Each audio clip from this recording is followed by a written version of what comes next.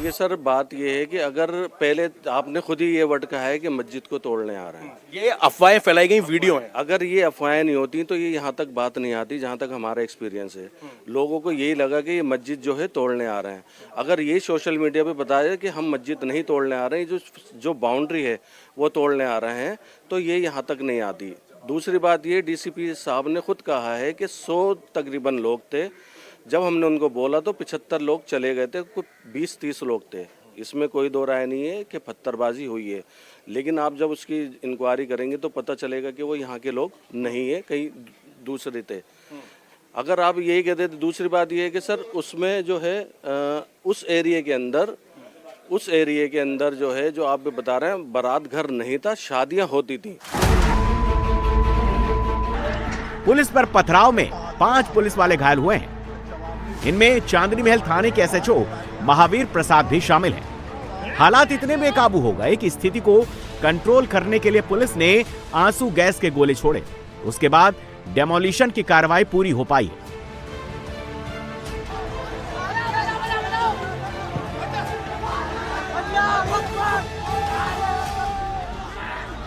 इस वक्त India TV ठीक फैज़े इलाही मस्जिद के सामने खड़ा है। फैज़े इलाही मस्जिद, जिसे लेकर पिछले कई दिनों से इस पूरे इलाके में एक अफवाह सी लोगों के बीच थी, एमसीडी का बुलडोजर यहां चलने वाला। लेकिन सच्चाई कुछ और थी।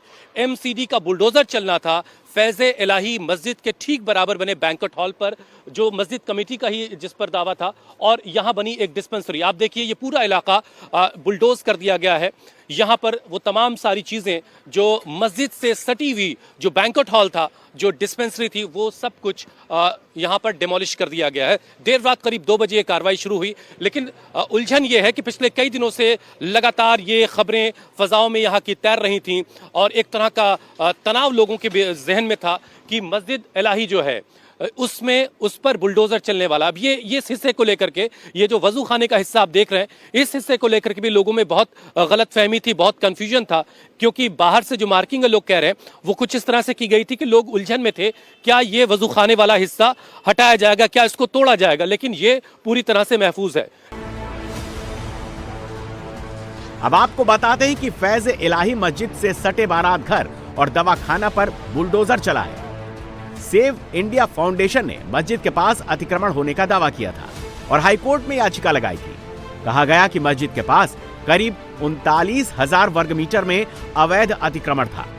हालांकि मस्जिद समिति इस जमीन पर अपना हक होने का दावा कर रही थी और इस आदेश के खिलाफ दिल्ली हाईकोर्ट में रिट दायर की गई थी।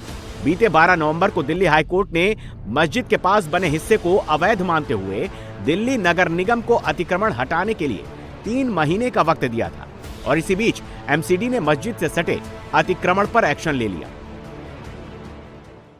देखिए, ये मस्जिद का जो पूरा एरिया था लगभग 36,000 स्क्वायर फीट के ऊपर था, और इसमें हमने रात में कार्रवाई शुरू करी थी, जिसमें 32 जेसीबी लगाए थे हमने, 4 हमने प्रोक्लेन लगाए थे, न्यूमेटिक हैमर्स भी लगाए थे, 10 से ऊपर हमने ट्रक लगाए थे।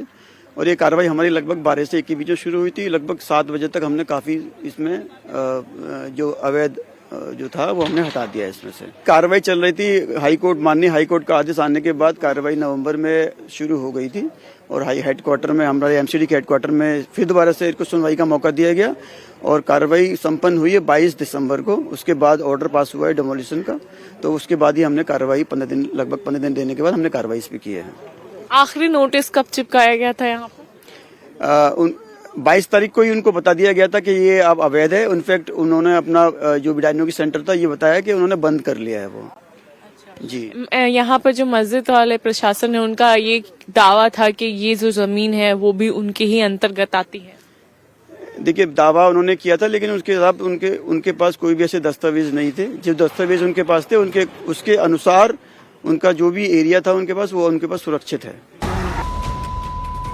तुर्कमान गेट के पास अवैध कब्जों को हटाने गई एमसीडी की टीम पर पत्थरबाजी के मामले में अब रामपुर से सपा सांसद मोहिबुल्लाह नदवी का नाम भी आ रहा है। आरोप है कि उन्होंने देर रात लोगों को भड़काया। अब पुलिस उनसे भी पूछताछ करने की तैयारी कर रही है। नदवी संसद के पास स्थित मस्जिद के भी इमाम हैं। भाई ये पेज लाइए, यहाँ पे उन्होंने आतंक मचा रखा है। इमाम साहब को अंदर नहीं जाने दे रहा हमारे। ये भी सांसद है,